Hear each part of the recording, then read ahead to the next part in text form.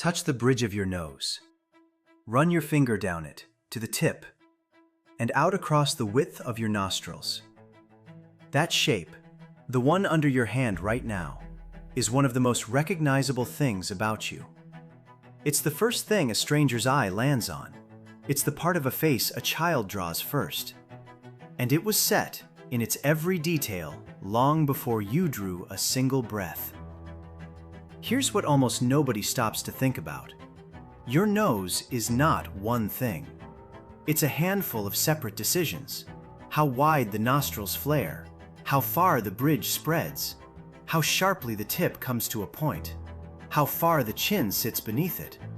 And each of those decisions was made by a different gene, following instructions older than any language, older than any border, older than the idea of a nation. And the origin of that shape, the real reason your nose looks the way it does and not some other way, is not where you would assume.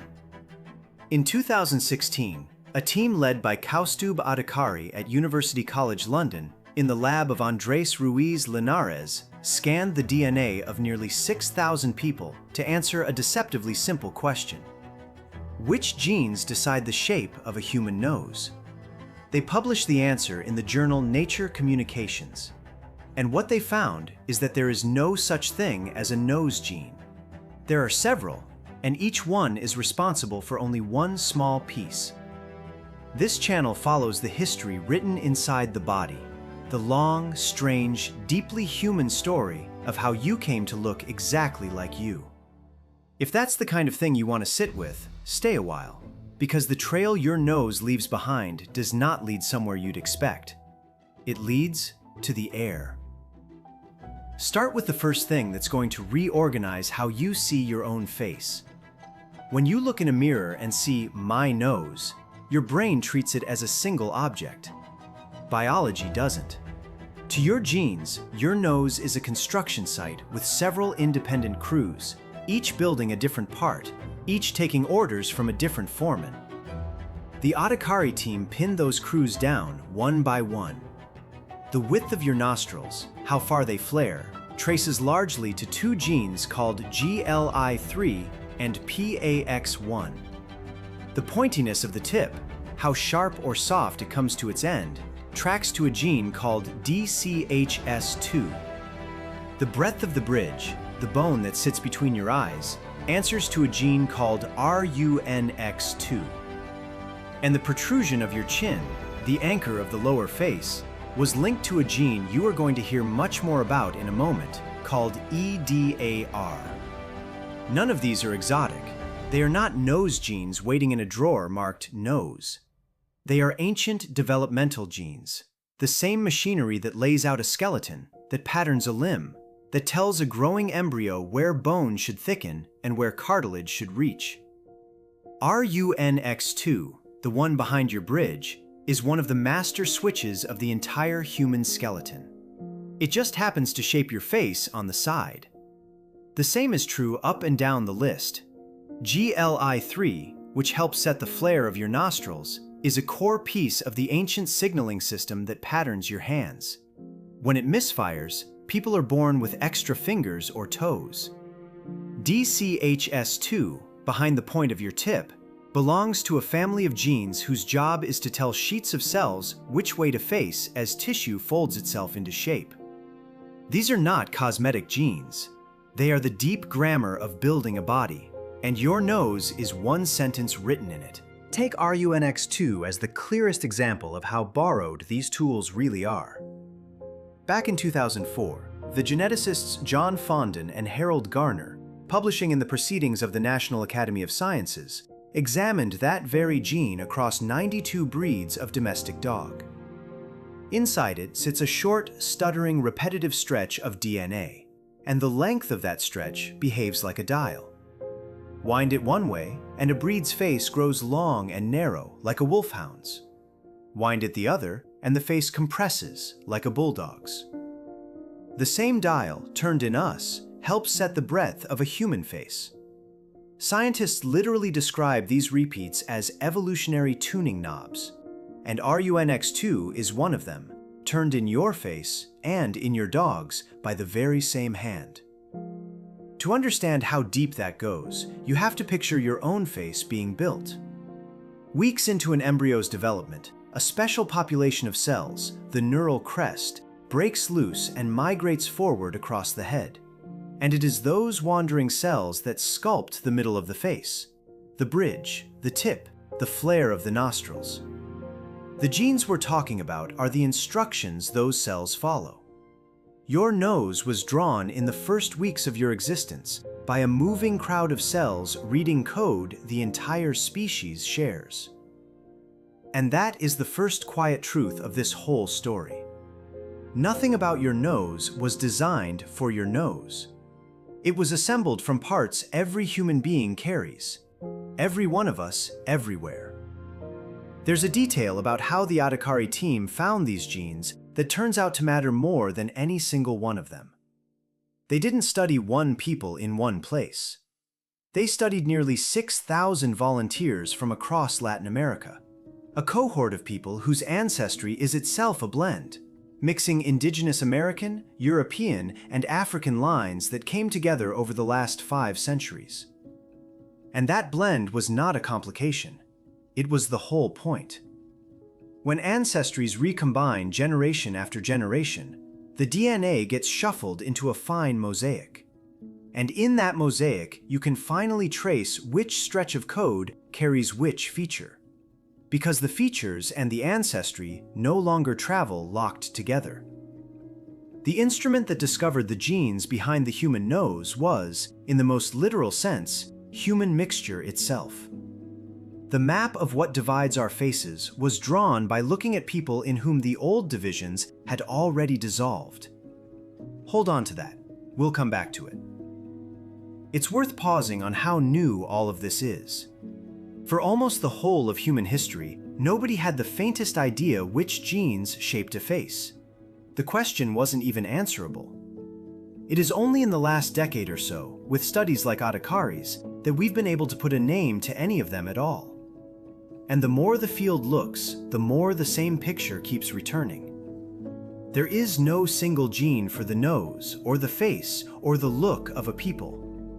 There are dozens, and then hundreds, each nudging one feature by a hair, and nearly every one of them shared straight across the entire species.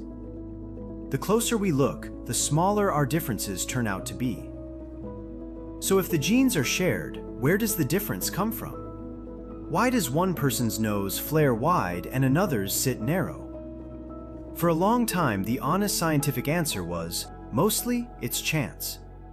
Random drift, the slow shuffle of inheritance across thousands of generations with no particular reason behind it. Most of the variation in the human face, the brow, the cheek, the jaw, really is just that. Noise. The ordinary scatter of a species spreading across a planet. But in 2017, a study out of Pennsylvania State University found that one part of the nose refuses to behave like noise. Arslan Zaidi and Mark Shriver, publishing in the journal PLOS Genetics, measured 7 features of the nose across people of South Asian, East Asian, West African, and Northern European ancestry. Then they asked a precise question. Is any of this variation bigger than random drift alone can explain? For almost every feature, the answer was no, neutral, scatter, shared. But 2 features stood apart, the width of the nostrils and the width of the base of the nose. Those varied more between populations than chance could produce on its own. Something had been pushing on them. And when the team lined the nostril measurements up against the climate of the places people's ancestors came from, the pattern resolved. Narrow nostrils clustered in cold, dry places. Wide nostrils clustered in warm, humid ones. To understand why, you have to remember what a nose is actually for. It isn't decoration. Before the air you breathe reaches the delicate tissue of your lungs, your nose has to condition it, warm it, moisten it, so it arrives safe. Inside, past the nostrils, the passage is lined with curled shelves of bone and tissue that swirl every breath across a warm, wet surface, the way a radiator moves air across its fins. It is one of the most efficient pieces of biological air conditioning in your whole body. In freezing, arid air, that job is harder. A narrower nasal passage holds each breath a fraction longer, warms it a fraction more before it goes down. In warm, wet air, the pressure runs the other way. There is less to correct, and a wider opening simply moves more air with less effort. Cold and dry pulls the nostrils narrow. Warm and wet lets them open. Over tens of thousands of years, in the coldest, driest regions humans settled, the noses that did that job slightly better were, at the margins, the noses that endured. That is the real origin of the difference in your nose. Not a place on a map, not a people, the air. Think about what that makes your nose. It is an instrument, one your ancestors never chose, tuned across 100,000 years to the sky they happened to live beneath. A record of the air they breathed, written into cartilage and bone, and handed down, unbroken, to you. And notice what the Penn State team was careful to say. This climate signal shows up in the nostrils, and almost nowhere else on the face. They put it in the same rare company as skin pigmentation and lactose tolerance. The handful of human traits that were genuinely shaped by local environment, standing out precisely because they are so unusual. The rest of your nose, the rest of your face, remains what most human variation has always been: shared, drifting, and far more alike than different. Their framing was blunt. Traits shaped this strongly by environment are the exception. Sameness is the rule. Now follow one of those genes further, because it carries the deepest version of this story. Go back to the gene the Adhikari study tied to the chin, EDAR. EDAR is not, in any meaningful sense, a chin gene either. It is a signal, a switch in a developmental pathway that vertebrates have carried for an enormous span of time, the pathway that builds hair and teeth and sweat glands and skin. And somewhere in central China, roughly 30,000 years ago, one letter of that gene changed. The variant has a name, EDAR-V370A. In 2013, a team including Yana Kamberov and Xijia Wang, working across UCL and Fudan University, published the result in the journal Cell. They rebuilt that exact human variant in mice to watch what it does.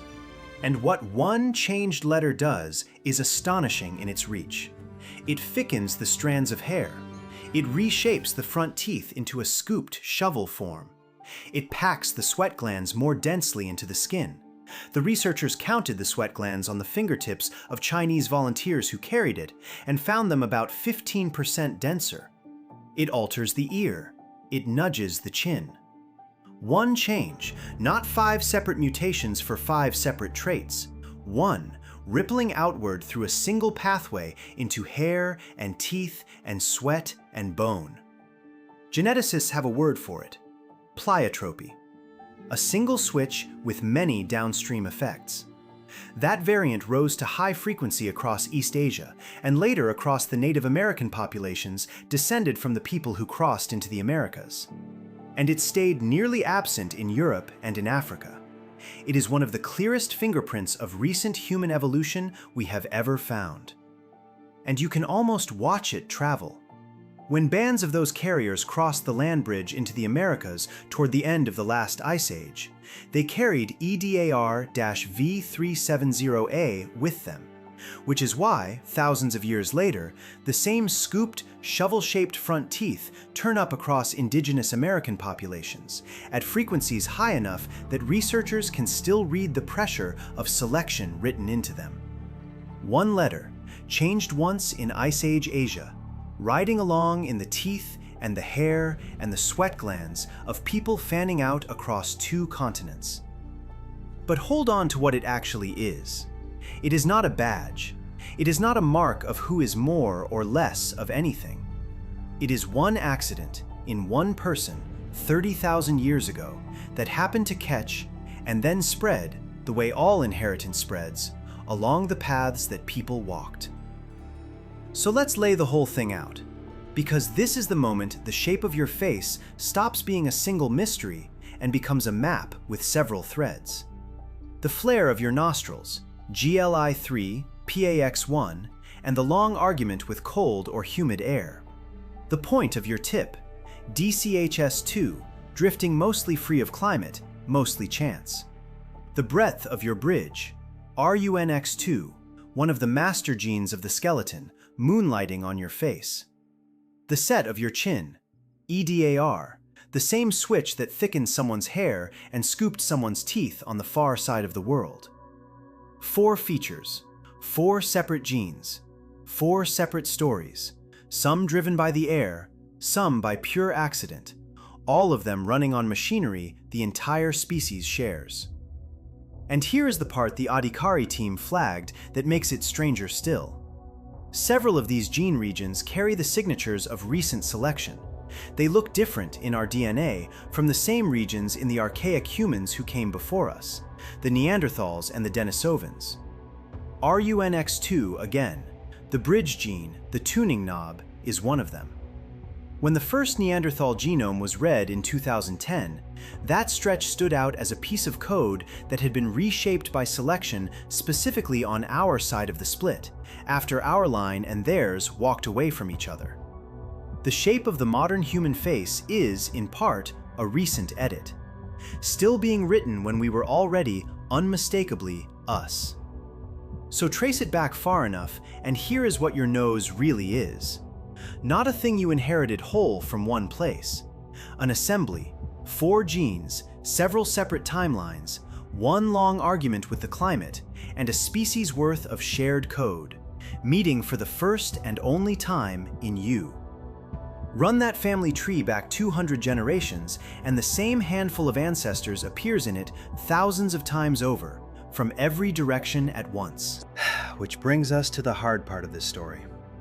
Because for a very long time, people looked at exactly the thing we have just described, the ordinary variation in the human nose, and drew from it the ugliest conclusion in the history of science.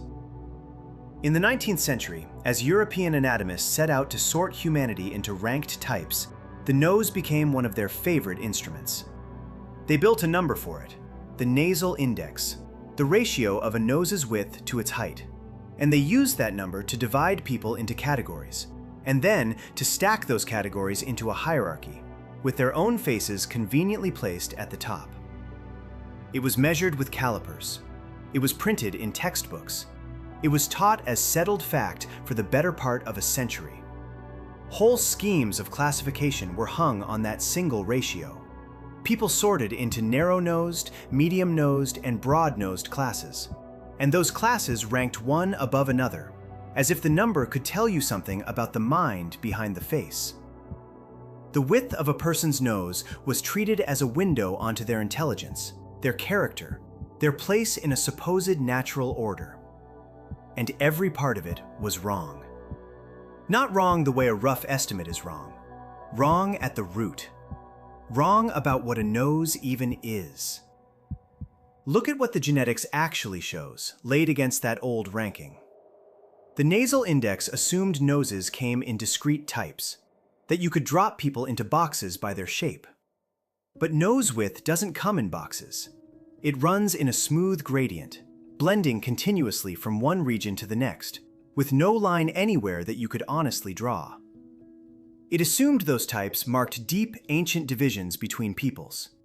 But the genes are shared by everyone, and the single feature that does track geography, nostril width, tracks the temperature and the humidity of a place, not the rank of the people living in it. A narrow nose is not a superior nose. It is a cold climate nose. That is the entire content of the signal. And it assumed the nose said something about the person inside it. It says nothing. There is no thread, none, running from the width of your nostrils to your mind, your worth, or your future. That was never in the data. It was only ever in the prejudice that came looking for it. The calipers measured a real thing. The people holding them simply had no idea what they were looking at. They believed they were reading a hierarchy. They were reading a weather report.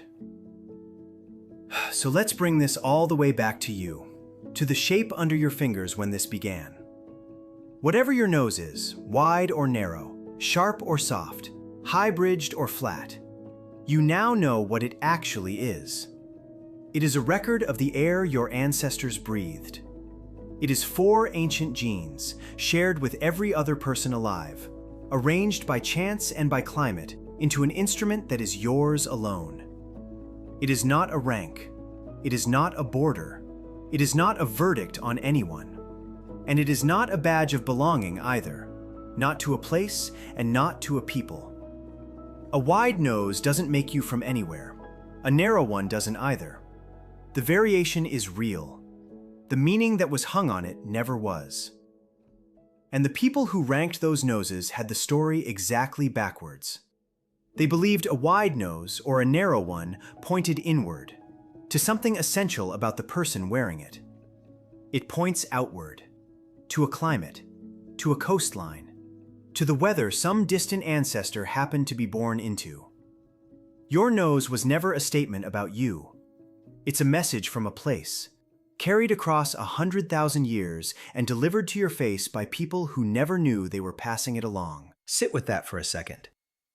For more than 100 years, the most measured, most ranked, most weaponized feature on the human face turned out to carry the opposite of the message it was forced to send. The nose was never proof that people are deeply different. Read honestly, it is proof of how shallow our differences really run. A few tuned nostrils worth, floating on an ocean of shared code. Remember where the map of these very genes was drawn. In a population of blended ancestry, in people the old categories could never have kept apart. The genes that built your face, GLI3, PAX1, DCHS2, RUNX2, EDAR, are older than any nation that ever tried to rank them. Older than any flag. Older than the word for any group you have ever been sorted into. They were doing their quiet work in the faces of your ancestors before those categories existed, and they will go on doing it long after. Your nose is an instrument, tuned by the air, a record of the sky your ancestors lived beneath, handed down unbroken to you. Not a line dividing you from anyone, a thread tying you back to everyone. Touch the bridge of your nose one more time. That is not a border you're feeling. That is 100,000 years of shared human breath come to rest for a little while on your face. If you want to keep following the history written inside the body, you know where to find us.